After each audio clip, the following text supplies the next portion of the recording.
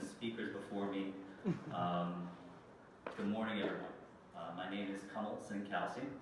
I'm a member of Truman's Defense Council 2000, class of 2016. And, I want you all to stand up right now. Humor me. Now, I'm a doctor. This is an exercise. Trust me. Take a step to your left. Now take a step to your right. Thank you. You can take your seats now. The folks at Truman wanted me to share a few words that would move the audience.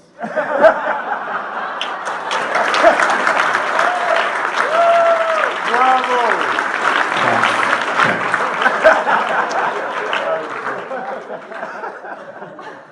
And before you get all bent out of shape for the bad pun, just be happy that Mike Breen didn't ask me to touch the audience.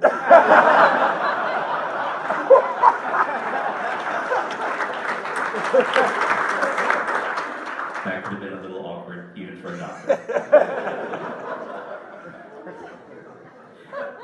In all seriousness, though, I'm a doctor. I'm a sick. I'm a soldier in the U.S. Army. When people see me, they naturally tend to look at my magnificent turban, beautiful beard. Don't laugh. And they ask me, so where are you from? I get that a lot. To which I answer, Jersey. Yeah.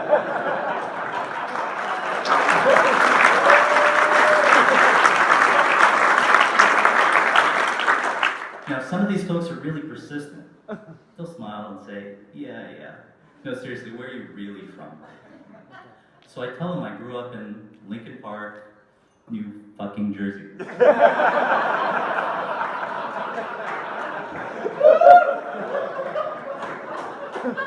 This isn't being recorded, right? So what they're getting at, of course, is the story of my family. My parents emigrated here in 1978 from India with $7 in their pockets, or so they like to remind us. Looking for a better life, looking for better opportunity, looking for that American dream. They were children of refugees from India's partition in 1947. In fact, my grandmother, Maya Kaur, was only 6 years old when her parents told her to go hide under the bed. She held her breath. She watched in horror and in agony as an angry mob, incited by divisive political rhetoric, murdered her parents and her siblings. Sorry, my daughter's the same age. She's also 6. So at the age of 6, Maya became an orphan. She was so traumatized that to this day she can't remember her biological family's faces or their names.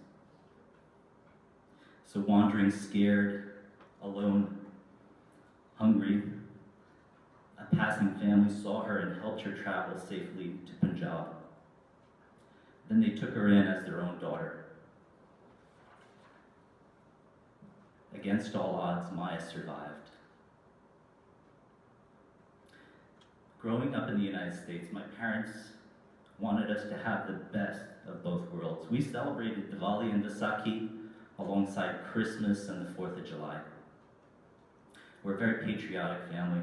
Military service is a family tradition for us, as it is for millions of Sikhs all over the world. In Sikh philosophy, service to mankind is a critical part of our religious practice. Our prophets stood up against forced religious conversions and tyrannies by the Mughals in the 16th and 17th centuries. They taught us that to be a good Sikh, we have to defend the defenseless. In order for me to be a good Sikh, I have to stand up for Christians, for Jews, for Buddhists, for members of other faiths, for the LGBT community. The turban, in fact, is a very visible symbol of that commitment to social justice. When we were being hunted nearly to extinction Our 10th prophet, Gobind Singh, created an identity for us. In a crowd of thousands, even today, you can easily pick out a Sikh by his or her turban. So the message to our enemies was clear. You can hunt us, but we will never hide. The founders of our faith wanted us to be free thinkers. My grandfather and father both served in the Indian Air Force. My great-grandfather served in the Royal British Army. Service is in our blood. It's part of our identity. Even though Sikhs only make up 2% of India's population, we're a third of the police. We're a third of the military. And so it follows naturally that when an Army recruiter showed up to medical school, the first year of my medical school, and asked me if I wanted to serve, I said, "Hells yeah, of course I want to serve. I'm from Jersey."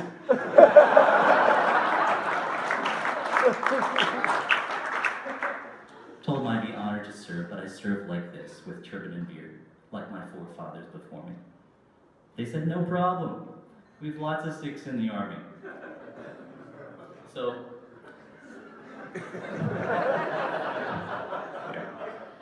recruiter says no problem. So 8 months before 9/11, I was sworn in as an officer in the U.S. Army. The next 7 years went by without a hitch. I served on several medical rotations at Travis Air Force Base and at other Army installations without any issue with my turban and beard.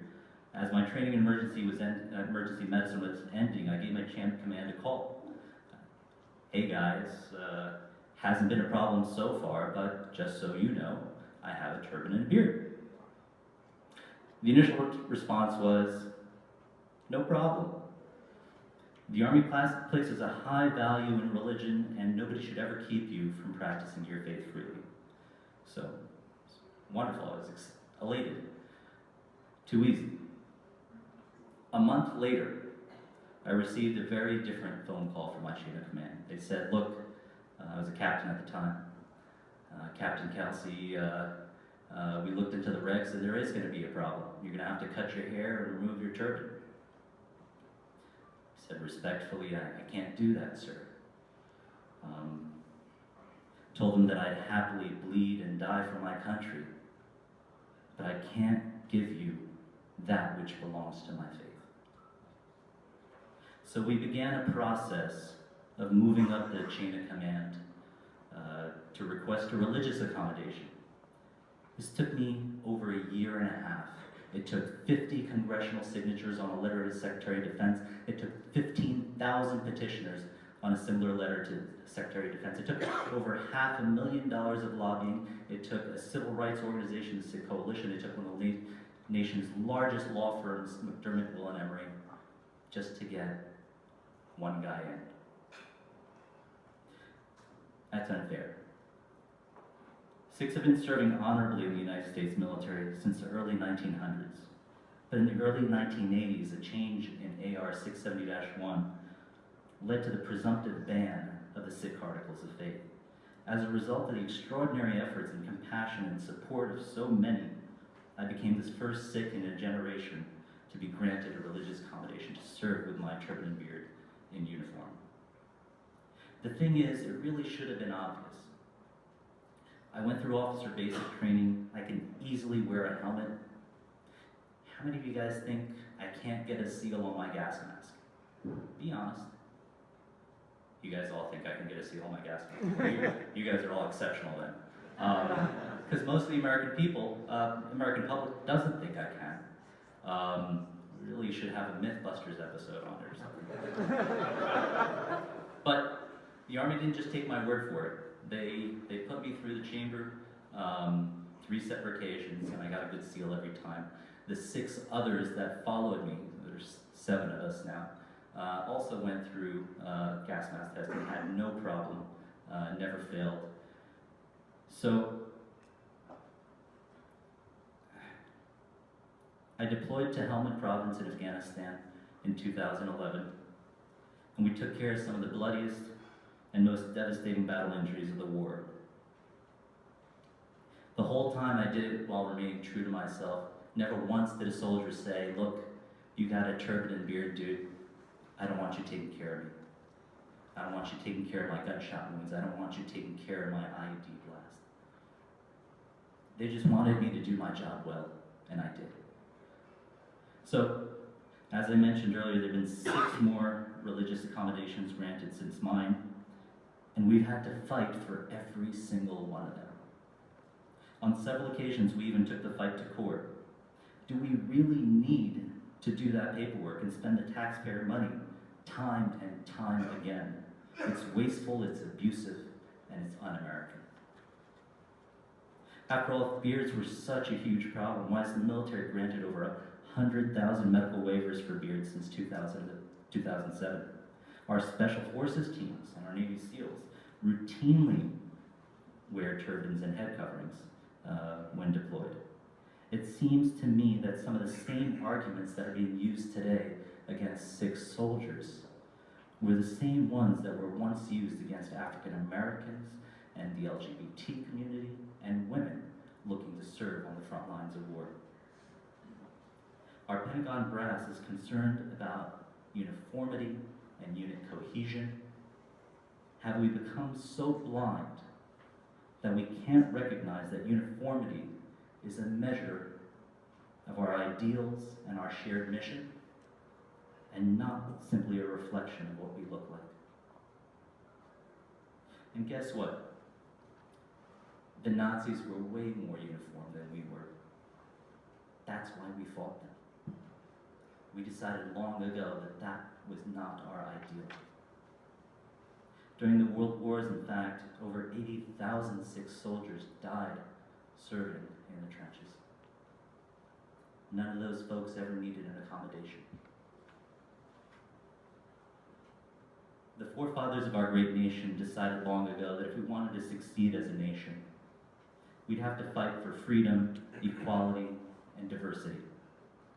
And I see that reflected in Truman today. I see Anna Day risking her life to report on the rise of extremist terrorism. I see Tony Johnson and Rachel Jones spending sleepless nights of organizing true diversity meetings and working tirelessly to arm the rest of us with the tools we need to fight for equality and diversity. I see Rebecca Zimmerman helping to create the white space and the much-needed national discourse on civilians on the front lines. I see Jude Sounder advocating for the recognition of Filipinos that served in the trenches of the world wars. I see Ravi Chaudhry fighting toxic culture at Fort Bragg by standing up for a soldier who was told by his superiors that he looks like ISIS. I see Darsh Singh and Mike Breen stand up for a young sick soldier that was forced to remove his turban by his superiors and forced to choose between his faith and service to his country. So many of you have risked your jobs and your well-being. You've sacrificed your sleep, and in some cases your mental health, for the values you believe in. So today we have a choice. During this election season and beyond, we can build walls or we can build bridges. We can allow people like Trump to casually say it's okay to profile Muslims, or you can fight back against Islamophobia, divisive politics, and hate speech. To put it more simply, you can choose love or you can choose fear. I want Truman to choose love. I want each of you to choose love. And I know you will. You won't choose to ignore the little 6-year-old orphan refugee that's hungry, scared, and has nowhere to go. Because if we do, then we will never find peace. Instead, I know you'll be out in front of the issues, advocating for inclusive policies, fighting for minorities, and helping to educate the American public about the need to tear down the walls that divide us. My daughter's name is also Maya. She's named after her grandmother.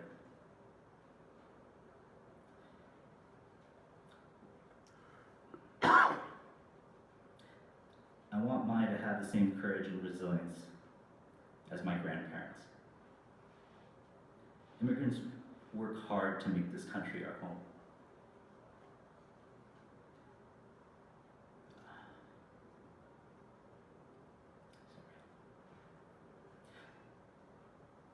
And we bring lessons of sacrifice, bravery, duty, honor, and service.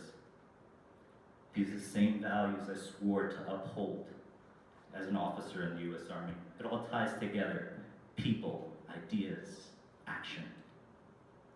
Truman is the nexus of it all. The Truman community knows we can't stand silent while our fellow Americans suffer bullying, hate crimes, and job discrimination.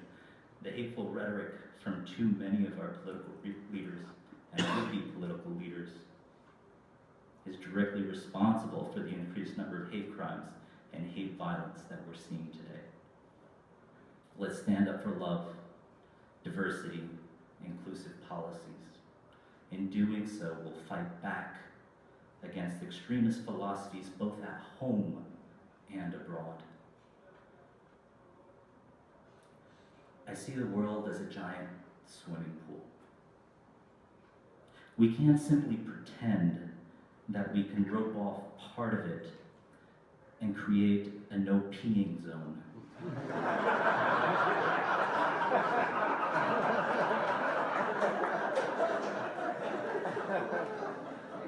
That's not going to make America great again.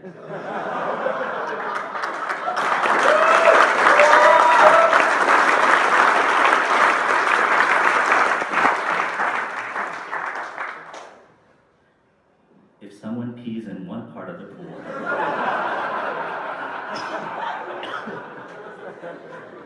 it upsets all of us.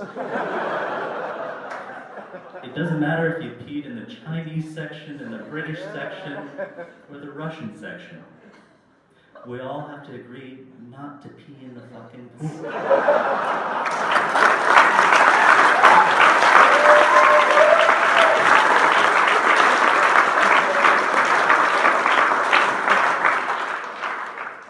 This isn't being recorded, right? So that's an overly complicated and disgusting way of saying that we're all in this together.